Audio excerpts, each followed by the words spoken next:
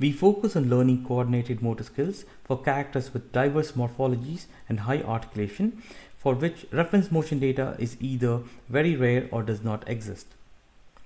Our framework consists of the following components. We introduce the motor Babble approach that allows us to exercise the unknown morphology of the articulated system.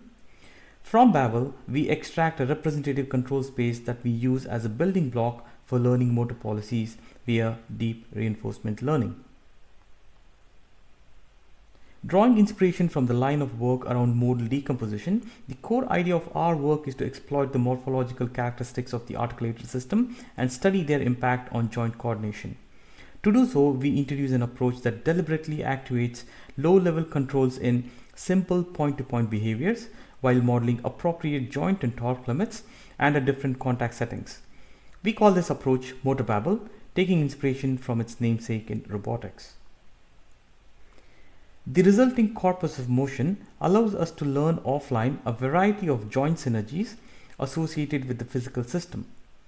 We call these synergies coactivations, meaning latent representations that utilize multiple degrees of freedom simultaneously to effectively reduce the control space across the character's degrees of freedom.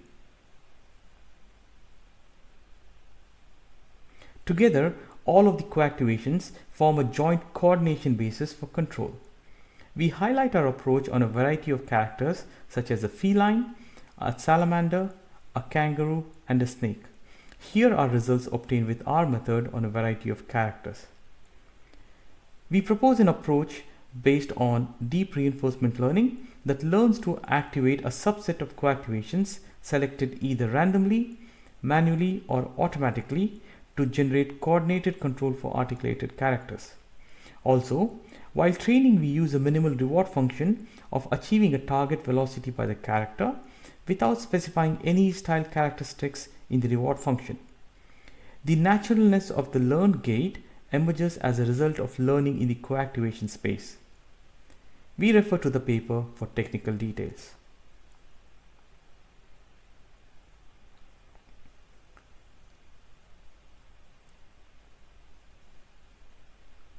Using our approach, we are able to produce coordinated gaits for a number of characters with different target velocities.